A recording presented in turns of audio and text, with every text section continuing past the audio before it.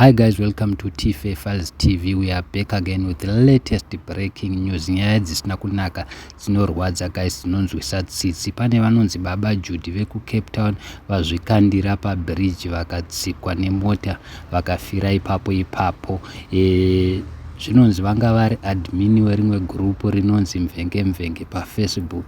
Zvironzi ava baba vanonzi baba Judy vazvikandira parodi inonzi 300 kuCapetown ikoko. Vanga vachiti vari kutsvaga basa. Vasati vazviuraya pane tsamba dzakawanda dzavanyora dzakasiyana guys, asi pane one yandangoti ndikuverengerei yavanyora inorwadza.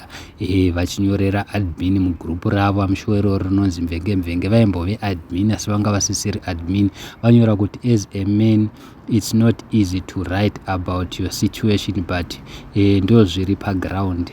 Hama yangu, I have reached a point yekufunga kuti kufa kuri nani. As you recall, I was in Zim recently and ndaka investa mari yangu mu business randaiti rinoitawo, asi things never happened zvandaitarisira. As am I speaking, I am just moving a grave and back in SA and in a plan. My wish is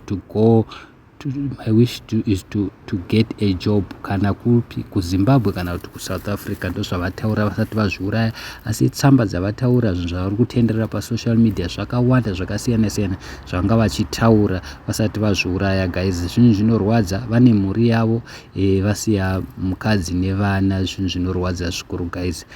Handizivi kuti chichaitika, but kuti vazosvika panguva yekuzviuraya, nekuti nyaya iripo ndeyekuti vari kuti situation yanga pavari yanga ichirwadza zvisingaiti, vanga vasisina plan. Saka ndachingoti ngavazorore murigare guys. Ndo nyaya yanga tauya nayo yababa Judy veku Capetown vazviuraya. So kana uri munhu uchiziva kuti uri pane dzimwe nzvimbo dzisina kumira zvakanaka, tsvaga munhu at least wekuti utaure naye kuitira kuti zviita sezvibude mauri, because at the end of the day unogona kuzviuraya, because vanga vachitokumbira ivo baba Judy mumagroup kuti dai paine munhu anongagona kuti andibetserewo kuti ndiwane basa nyange kuZimbabwe kana kuti kuSouth Africa, chero basa kuchipatara, kuma construction. Thank you so much guys, don't forget to subscribe.